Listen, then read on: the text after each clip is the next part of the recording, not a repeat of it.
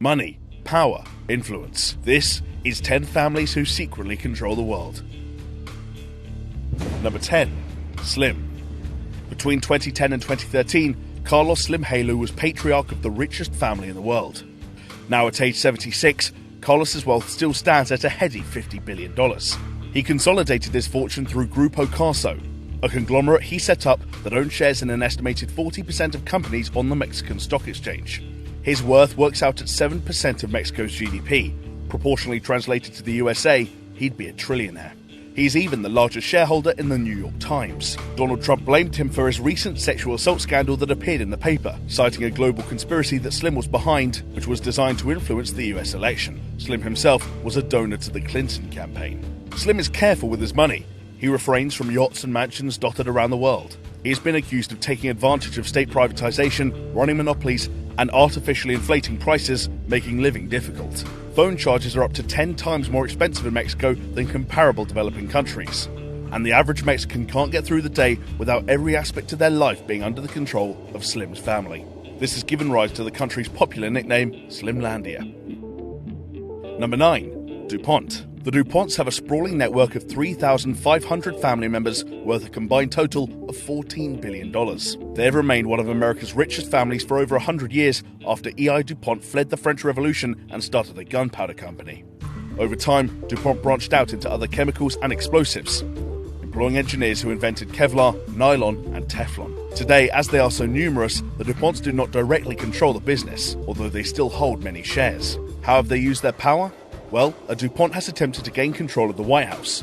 Pete DuPont IV, who was governor of Delaware, ran for president in the Republican primaries in 1988. And remember that they invented Teflon? Well, they also hid the fact that it was toxic, and in 2016 was sued to the tune of $1.6 million for inflicting kidney cancer on people.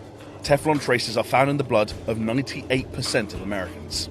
Then there's heir Robert Richards, who pleaded guilty to raping his own 3-year-old daughter. Using his money and influence, he managed to evade any jail time, despite previously being accused of molesting his son as well. He now lives comfortably off his trust fund in 2 homes. Number 8. Ferrero. On Valentine's Day in 2015, Michelle Ferrero passed away in Monte Carlo, leaving behind $23 billion and an Italian chocolate empire. The family owned Ferrero Rocher, Kinder, Tic Tacs, and, most deliciously, Nutella. Michelle was the 3rd member of the family to own the business, and he made his son CEOs in the late 80s. He was known as one of Europe's richest and most secretive tycoons, and was famously cagey about his influence. And in 2012, his family were accused of siphoning millions out of foreign banks in fake payments for hazelnuts. Strangely, the family would jet to the Lord's Shrine yearly in a religious effort to boost hazelnut growth. Ferrero was also part of the shadowy Salotto Buono, an Italian historical club known for backroom dealings that allowed industry to collude. The company was accused of pandering to Nazism recently in a German advertising campaign that ran with the slogan, "Germany votes white, and yes, white can," although they claimed it was innocently about white chocolate. Number 7. Bush. Prescott Bush, father of George Bush Sr. and grandfather of George W. Bush, has been accused of extensive scheming over the years. Prescott, along with his kin, was a member of the notorious Skull and Bones secret society at Yale. In 1933, he conspired to stage a military coup to overthrow Roosevelt's presidency and replace it with a regime that would instill the values of Hitler and Mussolini. Part of the Bush family wealth actually comes from trading with Nazi organizations during the Second World War. The Guardian discovered via National Archives that Prescott's German assets were eventually seized in 1942. In the wake of 9/11, the Bush administration also covered up the extent of the Saudi kingdom's involvement. Jonathan Bush financed his nephew's run for the White House and found investors for his first oil project in the area, which could explain the leniency. Number 6. Astor. Members of the Astor family, which included America's first millionaire, went on to build hotels, become British politicians, die on the Titanic, edit newspapers, and own a chunk of Manhattan. The original family fortune was worth $100 billion, and, like many on this list, they were accused of harboring sympathy for the Nazis. Using the Observer newspaper in the UK, David Astor successfully pushed for the abolishment of the death penalty, the decolonization of Africa, and tolerance of homosexuality. In almost all cases, laws were passed that furthered his liberal agenda. Today, the Astors are spread out across the world in positions of influence. Ex-Prime Minister David Cameron counts the Astors as in-laws, who helped him secure a job early in his career. A further 2 Astors are currently lords in the British Parliament. Number 5. Tata. As of 2016, the Indian Tata family's multinational conglomerate is worth over $100 billion and employs 660,000 people across the world. Ratan Tata is the current man in charge, and the 6th successive Tata to oversee the company in its 150-year history. Although they are known primarily for steel manufacturing, it was their tea company in Assam that got them into hot water. A number of taped conversations revealed that the Tata family was involved in a power play, pitting the central Indian government against the regional government of Assam. The company was also fined nearly $1 billion this year by a US grand jury for stealing trade secrets and data from Epic Systems, an American software company that is used for over half the country's medical data. The Tatas now spend nearly $1 million every year lobbying in the USA on issues such as immigration of workers and India-US relations. Number 4. Walton. The Waltons have been branded the greediest family in the world by Gawker. Their name may give you a hint that they own the world's largest retailer, Walmart. As a result, they're worth around $130 billion, way more than the bottom 40% of Americans. Masters of tax manipulation, according to Bloomberg News, Walmart ranks among the top political donors since 1989, pushing to control tax and labor law. In 2014, the Labor Board claimed that Walmart had violated labor laws in 14 states, implicating over 60 members of staff.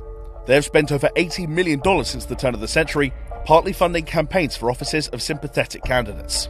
Whatever it is, it's working. Since the recession of 2007, Americans have seen a 40% drop in wealth, yet the Waltons have managed to increase their hoard by 96%, in part by $7.8 billion in annual government subsidies and tax breaks. Number 3.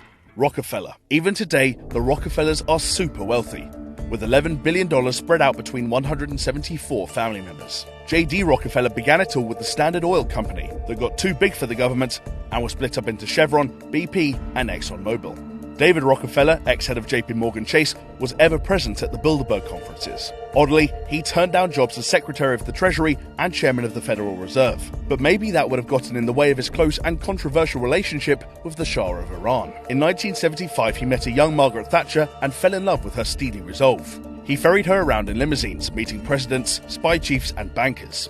4 years later, she was the first female Prime Minister of Britain. She instituted questionable policy reforms that ushered in a new inequality in capitalism, working to the advantage of those already with big money, like the Rockefellers. Number 2. Windsor. The Windsor family has been established at the throne of Great Britain for almost 100 years, and all political decisions must still be rubber-stamped into law by the monarch. The royal family's real influence is much more insidious than this, though. Purported backroom conversations, lobbying, and pressure being applied by members of the royal family are just some potential examples. Look at the leaked letters of Prince Charles, which requested that the NHS keep providing homeopathy treatment, as well as the advice Tony Blair received on military strategy. Normally, we don't hear of their inner dealings, though. They have sovereign control of the royal archives, which contain their journals and letters, some of which is hidden from the general public. This allows them to operate unscrutinized, but also lets conspiracy theories flourish. Did they collaborate with the Nazis? Were they responsible for Diana's death? Are they reptoids hell-bent on world domination? Number 1. Rothschild.